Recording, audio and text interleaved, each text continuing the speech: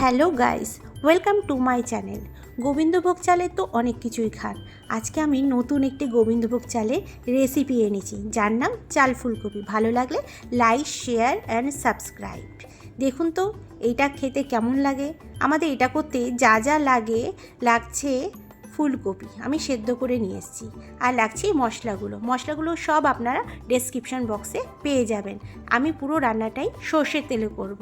আমার লাগছে ঘি, গরম মশলা, যা যা লাগবে আপনারা সব পেয়ে যাবেন। লাগছে গোবিন্দভোগ চাল, তেজপাতা। এবার আমি রান্নাটা শুরু করব। আমি একটি কড়াতে তেল দিয়ে দিলাম, সর্ষের তেল দিয়ে দিলাম।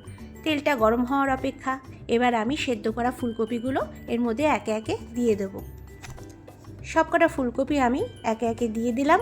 এবার ভেজে নিলাম, তুলে নিলাম। দেখুন জিনিসটা এরকম হবে। আমার সবকটা ফুলকপি ভাজা হয়ে গেছে। আমি কড়াতে আবার তেল দিয়ে দিলাম, দেব গোটা গরম মশলা।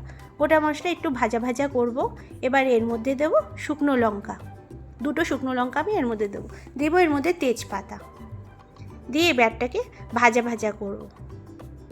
দেখুন এইভাবে।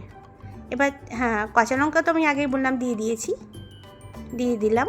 এবার দেব আমি গোবিন্দভোগ চাল, যেটা মেন। মোটামুটি 150 গ্রামের মতো গোবিন্দভোগ চাল আমি এখানে দিয়েছি।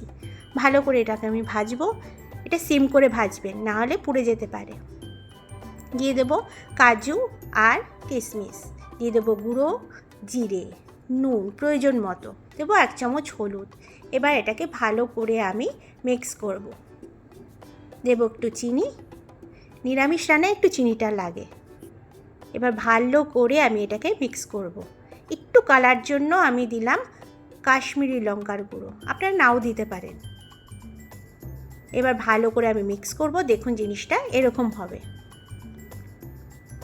এবার আমি ফুটন্ত গরম জল এর মধ্যে আমি দিয়ে দেবো।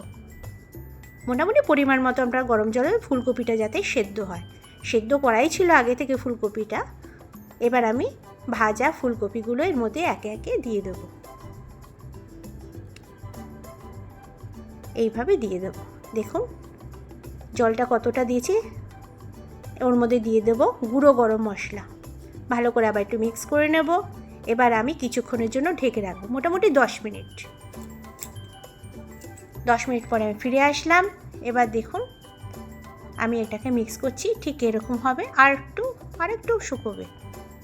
আমি এর মধ্যে দিয়ে দিলাম 2 চামচ ঘি। এর মধ্যে আর একটু আমি চিনি দেবো। 2 চামচ ঘি দিলাম, ভালো করে এটা মিক্স করলাম। দিলাম চিনি।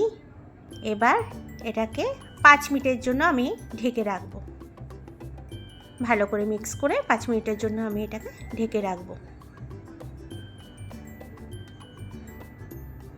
5 মিনিট হয়ে গেছে, ফিরে এলাম। আমার চাল ফুলকপি পুরোপুরি ডান। দেখুন আমি সার্ভ করছি, দেখতে ঠিক এরকম হবে। আপনারা এটা এমনি খেতে পারবেন। এটার সঙ্গে কিছু প্রয়োজন হয় না। রুটি দিয়ে, পরোটা দিয়ে খেতে পারেন, তবে শুধুই হেভি লাগে। আপনারা ট্রাই করবেন প্লিজ, আর আমাকে সাবস্ক্রাইব করবেন। ভালো লাগলে কমেন্ট বক্সে লিখে কিন্তু জানাবেন কেমন হলো। বাই।